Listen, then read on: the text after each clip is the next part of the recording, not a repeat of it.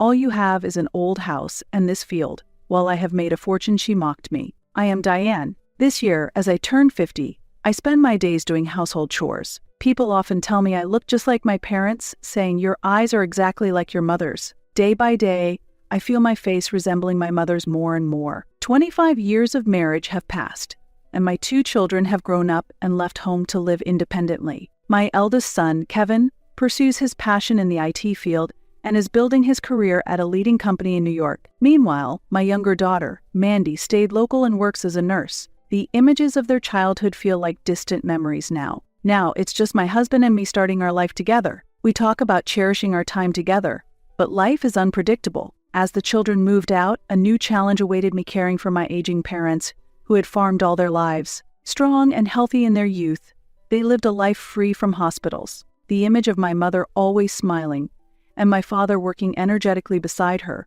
are vivid in my memories. Yet, no one can fight the passage of time, and gradually they lost their strength with age. Eventually, they had no choice but to retire. I didn't want to quit, yet my father said with a slight smile. His words tightened a knot in my chest. "It's a pity I can't make vegetables for you anymore," my mother murmured. At that moment, tears naturally streamed down my face. "There's no one to take over," my father said disappointedly. Hearing this, my heart swirled with various emotions, a mixture of anger at my indifferent older sister and guilt towards my parents. My sister, 2 years my senior, had always been a significant influence on me. From her youth, she led a flashy lifestyle, acting thoughtlessly and without responsibility. Each time I witnessed her way of living, I felt irritated and was disappointed internally, unable to accept her actions. During her high school years, she barely attended and eventually quit on her own accord. Despite our parents' serious discussions, she never listened. As a result, she left home, lived day to day without a stable life, wandering aimlessly.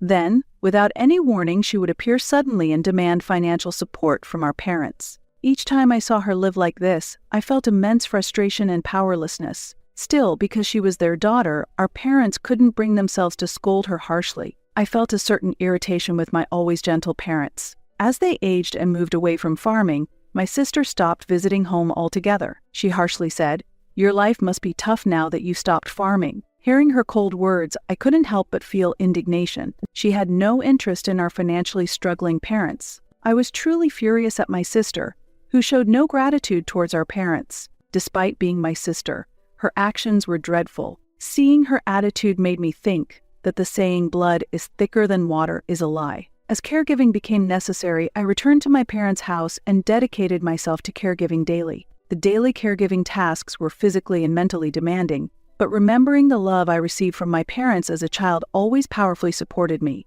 "I'm sorry for being a burden, Diane," my parents would apologize. All I could manage was to smile back at them. Every time I saw their faces, my chest filled with pain. "This is my way of repaying you.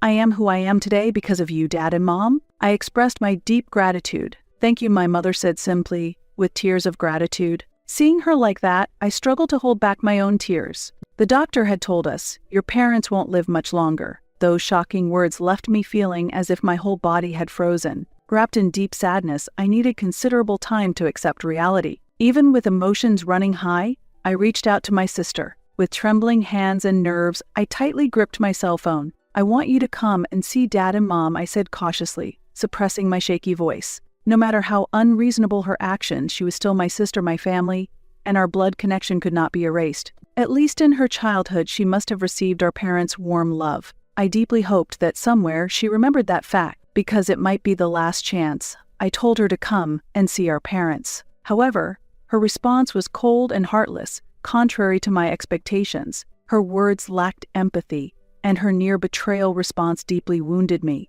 "What? Why?"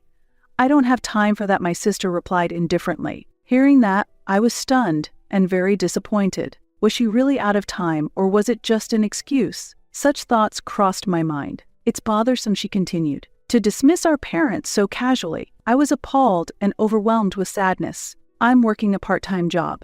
I worked yesterday, and today I think I'll go to the casino." I could only sigh deeply in my heart. From the way she spoke, it seemed she might have gotten involved in gambling. "Oh, the same old pattern again," I thought, as my sister's bad habits crossed my mind, and I couldn't suppress the mental exhaustion I felt. Is gambling more important than visiting our parents? I can't believe it. I couldn't help but raise my voice. Her thoughtless words made me even sadder. "It's the most important thing for me," she said. Her words shook me deeply. "I can't believe you value gambling over our parents' lives," I screamed inwardly. Realizing again just how selfish and incomprehensible my sister's thinking was, my anger reached its peak. I could no longer tolerate such appalling behavior from my awful sister, so I decided to hang up the phone. After that, she never showed her face at our parents' home nor visited them. Her indifferent attitude also hurt me. Day by day, our parents lost their vitality, and their previous energy faded away. Unexpectedly quickly, my father passed away, and the next day, my mother quietly took her last breath. They died just one day apart, having cared for and supported each other until the end. Their loving presence and the immense sense of loss were precious to me. After I finished crying, I faced the busy days that awaited me. In a reality where even mourning felt luxurious, I couldn't help but give a wry smile. The preparation for the simultaneous funerals of both parents was busier than I had imagined. A cold air flowed through every corner of the house, filled with sadness. During this difficult time, not only did my husband strongly support me, but my children also actively helped. With their cooperation, I managed to get through it, filled with deep gratitude towards my family. Ideally, I should have been discussing the funeral arrangements with my sister, but she was nowhere to be found. Strangely, the house felt darker without her. I managed to contact her, but all I got back was an indifferent reply. "Huh? The funeral? Sorry, I'm busy. Handle it yourself," and she hung up abruptly. I was simply left in despair by her words. How could she say handle it yourself? My heart was a tangled mess of various emotions. Even at 52, my sister's irresponsible attitude hadn't changed at all. Time had passed, but the essence of a person doesn't change that easily, I realized painfully. As the funeral proceeded with deep sorrow, I felt both a sense of loss and anger towards my sister. Then, a few days later, my sister, who hadn't shown her face for a long time, finally came to our parents' home. Seeing her, my heart was filled with mixed emotions. Why has she shown up now, after not appearing at the funeral? I wondered, and I couldn't help but smirk. Probably she had come to discuss the inheritance. Being reminded of my sister's true nature, I felt very disappointed. "It's been a while, Diane. You've aged quite a bit." I inadvertently let out a deep sigh in my heart. "Leave me alone. You've aged just the same. I haven't been chased by child rearing like you, so I can stay much younger. Maybe people will think I'm your younger sister." Her first words upon our reunion couldn't have been more exasperating. Even with age, my sister's character and essence hadn't changed at all. Boasting about being single, she actually looked significantly older, which was striking. It was a moment that made me realize once again that time affects everyone the same. When she quietly prayed in front of the family portrait, for a moment, my heart softened, and I felt as if I was rewarded something. "What's the point of doing this? The deceased aren't watching," she said, pulling me back to reality. Why would you say that I wanted to argue vehemently in my heart, but facing her indifference towards our parents only brought taints? I took a deep breath and focused on suppressing my anger. I sat down, determined to get this discussion over with as quickly as possible. Wanting to leave this place as soon as possible drove me. "Let's begin then." "Thank you in advance," I exchanged words. Sitting in front of me was a calm lawyer. Seeing his composed demeanor, I gradually felt more at peace. Thankfully, our parents had carefully prepared a will, which brought some relief to this situation. I felt truly grateful for their foresight. The time to break the seal on the will had come. My heart was swirling with various emotions. "So, how much will I get?" my sister asked half-jokingly, ripping open the envelope with vigor. I was dumbfounded by her action. Calmed down a bit, I raised my voice. The atmosphere tensed up further, and the lawyer also started to read the will with a somewhat perplexed look. His words resonated throughout the room. According to the will, my sister received a considerable sum of money, while I inherited our family home and the fields our parents had tirelessly cultivated. This revelation stirred a mix of emotions in me. Upon hearing this, my sister exclaimed, "Really? That's fantastic," and burst into loud laughter. Her laughter echoed through the quiet room, feeling out of place. "Is this the cash? Wow, $300,000 in the bank account?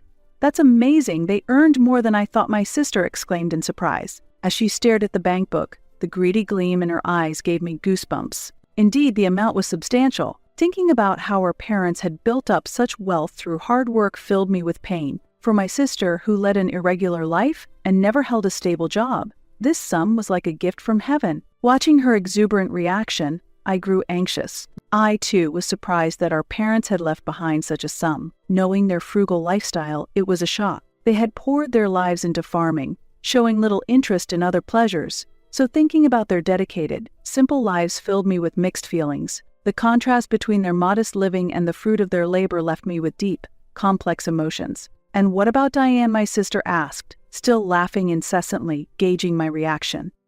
There wasn't a trace of her former self in her face, and the slyness behind her smile was apparent. Despite knowing the contents of the will, she casually said to me, "So, the house and the field are Diane's share." I'm truly surprised, laughing loudly. At that, anger boiled inside me. Her laughter painfully rang in my ears. Though I repeatedly told myself to stay calm, anger swirled inside me. I understood that being carried away by emotions wouldn't improve the situation. But even my rationality was being tested. "All you have is an old house in this field, while I have made a fortune," she mocked me. "You pathetic thing." "Haha," my sister taunted, and at that moment, I felt like I was going to pass out. The blood rushed to my head in anger, but I managed to restrain myself and suppress the frustrating feelings. Arguing would solve nothing. I took a deep breath and calmed myself. The house and field I inherited might look modest compared to the large sum my sister received, but I felt deep down that this was not just about the money. My parents had entrusted me with this land and home, our family's history, believing I would cherish it. Determined to protect this precious inheritance, I encouraged myself. I kept repeating affirmations internally to control my emotions. "Stay strong, me." I understood the depth of our parents' love more than anyone, that love held a value that could not be measured in money. And I truly inherited that. Well, it's true that the eldest daughter gets special treatment.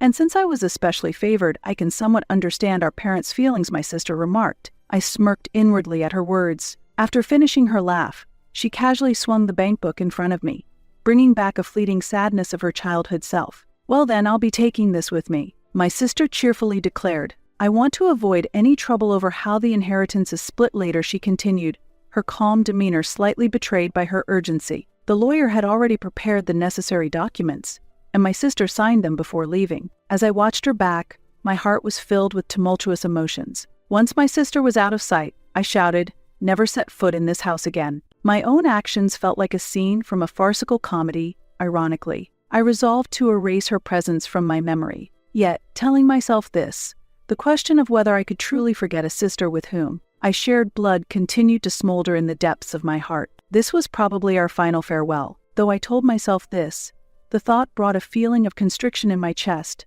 a sense of loneliness. Still, I reassured myself that cutting off such a toxic relationship was for the best. Agriculture? Ha! Standing before the land inherited from our parents, there were moments when I felt at a loss about how to proceed. Maybe I'll just expand the vegetable garden a bit, I thought, encouraging myself while considering what I could do. This field was not just any field, it was a precious legacy filled with my parents' years of effort and love. I began to feel that there was meaning in cultivating something and making use of its value. When I shared these thoughts with my husband, he immediately agreed. Filled with gratitude for him again, I felt supported when he said, "This is the field your parents cherished.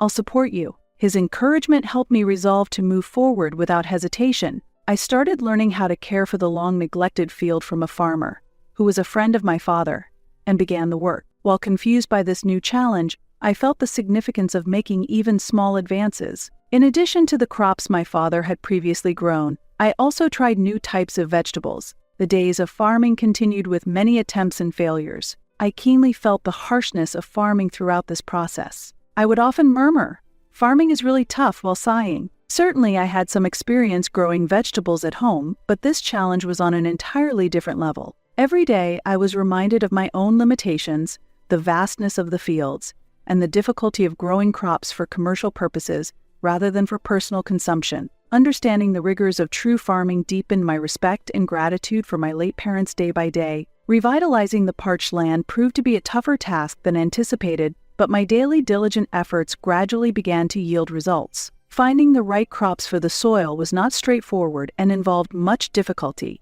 After numerous failures, I finally identified crops that suited the conditions. I stayed vigilant through the seasonal changes and fought against insects and birds. Battling with nature was nearly heartbreaking at times. It wasn't just about growing crops, I constantly had to think of ways to protect them and find appropriate solutions to unexpected problems. Despite many setbacks and failures, I persisted tirelessly. When my luxurious living sister condescendingly remarked over the phone, "You're doing well," I, being rich, could never do that, and insulted me.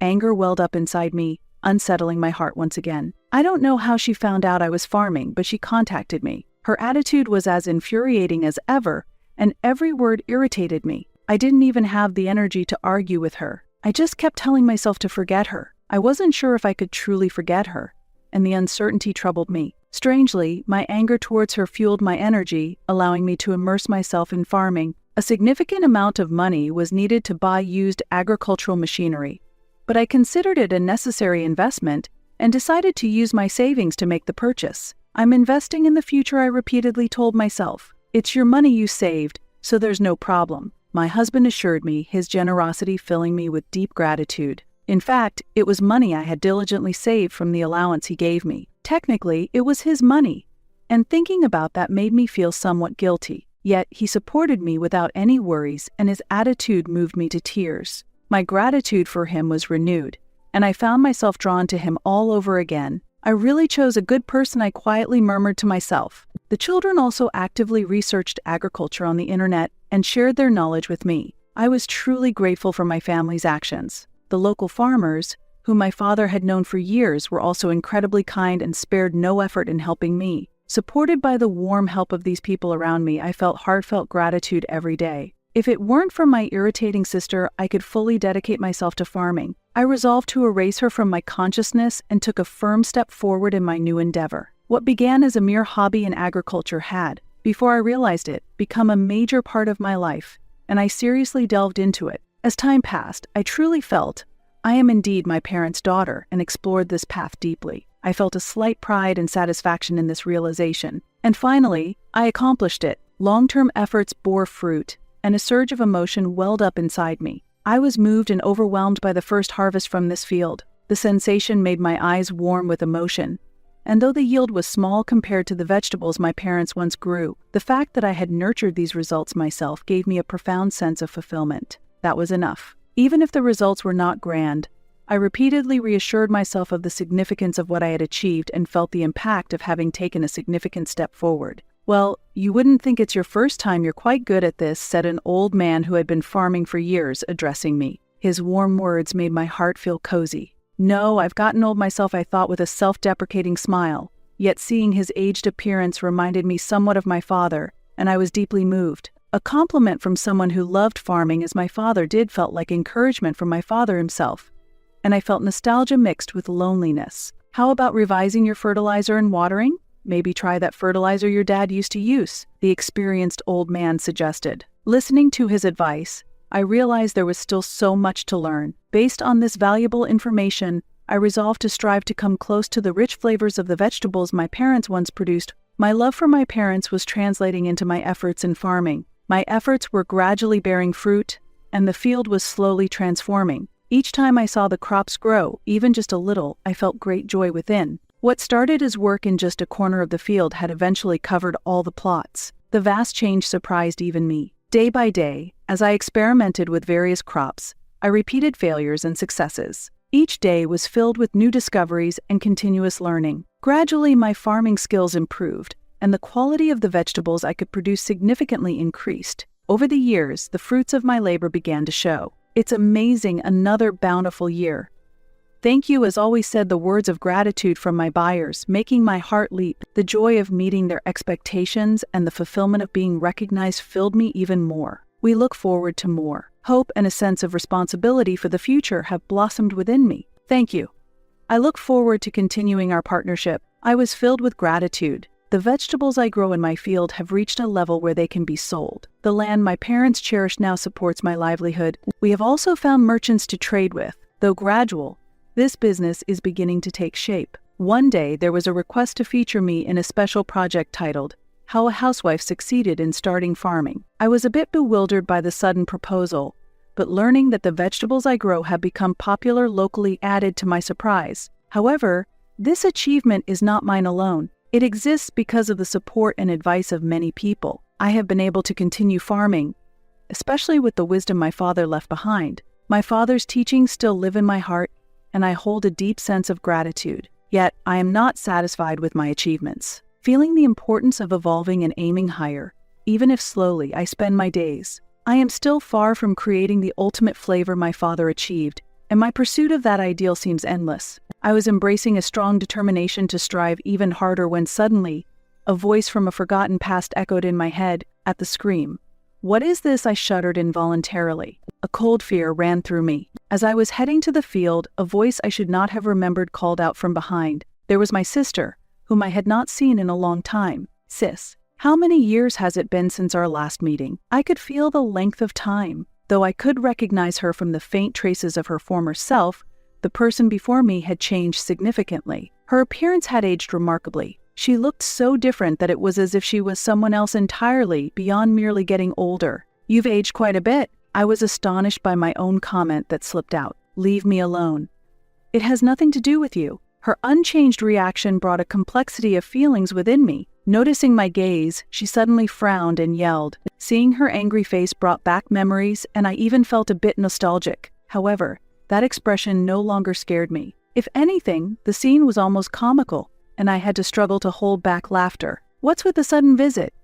"I never thought we'd meet again," I said, trying to remain calm, but I was internally shaken. Why had my sister, who hadn't visited our family home for many years, suddenly appeared here? "What is this?" she asked loudly, pointing to the house behind me. I couldn't hide my confusion. "What do you mean?" "This is the house our parents lived in," I said, stating the obvious, yet somehow my heart was disturbed. "That's not what I mean. It wasn't this beautiful before.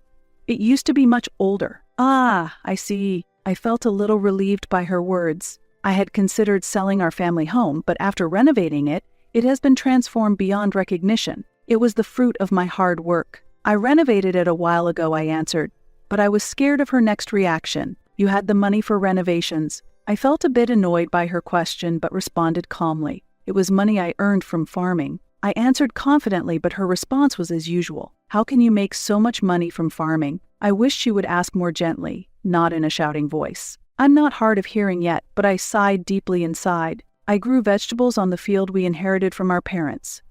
They were well received in the market, and it has become a viable business, I explained. Still, her reaction was chilly, and it felt like she couldn't quite grasp it. "What do you mean?" Her response forced me to sigh deeply again. Despite my years of hard work finally beginning to pay off, she seemed unable to comprehend the difficulty of my efforts. When my sister arrived, I had a bad feeling that something unpleasant might happen, and that premonition was perfectly accurate. She said something shocking. "So that's it. There must have been some secret to the field our parents left." Her words shocked me. Why can she only see things that way? At that moment, my mind was filled with dismay and disappointment, and I lost my voice. "Why can you only think like that?" I barely managed to say. "There's no way you could succeed in farming otherwise." I argued from the bottom of my heart. "I worked hard, don't you understand?" I replied, struggling to control my emotions. But my sister continued. "There definitely must be some secret to that land." I was astounded by her words. Her delusions had gone beyond my understanding. "How can you say such things without even asking how much effort I put in? And what secret? Where is this magic you speak of?" I countered. Her lack of appreciation for my efforts left me feeling not just dismayed but also a bit heartbroken. "You knew about this secret and kept silent." I was flabbergasted by her accusation. "Really, I have no idea what you're talking about," I replied with exhaustion. "I've done my research. If property turns out to be more valuable later, the division of the estate can be revisited. So, I argue that we should redo the division of the farmland, and I will take over the field," she claimed. Her ignorance infuriated me. "That's ridiculous." "Ridiculous? What do you mean?" Her comments were so childish that I struggled to comprehend. "It's ridiculous. All you talk about is money, money. Can't you say something sensible for once?" Overwhelmed by emotions, harsh words slipped out of my mouth. "There's no secret to the field," I asserted strongly. Taking a deep breath, I tried to calm myself. But she retorted, "That's a lie." Her simplistic response reignited my anger. Why would I need to lie? "If you don't believe it, go ask an expert," I suggested, and she seemed a bit shaken by my firm statement. Seeing her unsettled made me feel somewhat satisfied that she was feeling unsure. However, watching her expression darken, a sense of guilt began to grow inside me. "But look, the house has been remodeled, right? And the farming is successful, right?" Seeing her anxious behavior, a part of me felt sympathetic. Farming isn't always profitable. It's the result of support from people around us, not just the field, I explained. But it seemed hard for her to understand. "Still, you must be making a profit." Her attitude only made me feel tired. "That's it. There's nothing more to discuss. I blurted out my true feelings. Utterly fed up with her fundamental misunderstanding, I began to think about how to overcome this difficult situation. Fine, whatever I say won't get through to you. I desperately wanted to resolve the situation quickly. You can have half the field if you want, I impulsively suggested, surprising myself later. Yay, she exclaimed triumphantly, raising her fists in the air. Watching her, my feelings were a mix of complexity. On one hand, a part of me felt calm. I had a bit of confidence. The best way for her to understand was to experience it herself, I thought. Considering she had never seriously committed to anything before, I could somewhat predict the outcome. Yet, I was a bit worried about her potential failure. Won't you help me? It was an unexpectedly quick conclusion. Her actions, unsurprisingly, made me sigh again. Only a month after starting farming, and my sister was already asking for help. The speed of this development shocked me. With a helpless voice, she pleaded, "Help me," but I responded coolly, "What do you need help with? I don't know what to do about farming." Her bewildered voice almost made me want to hold my head in my hands. Looking over the field, I was stunned by the neglect. It was a complete mess. Seeing the land that my parents had lovingly tended now in such a state filled me with pain. What had my sister been doing for a month? My disappointment exceeded my surprise. Her actions were so far from common sense, I couldn't understand what she had expected. "This is a magic field, right? I planted seeds, so why aren't they sprouting?" she said, as if she believed that just sowing seeds would solve everything without proper care. Her childish statement frustrated me beyond words. Her ignorance of the reality of farming nearly brought me to tears. If growing crops was so easy, everyone would be doing it. How could I explain such a clear fact in a way she would understand? I was also puzzled. With irony, I responded, "It takes a little more time. Maybe in a few years you might see some profit." At my cold reply, she nearly started crying and pleaded. I continued to admonish her.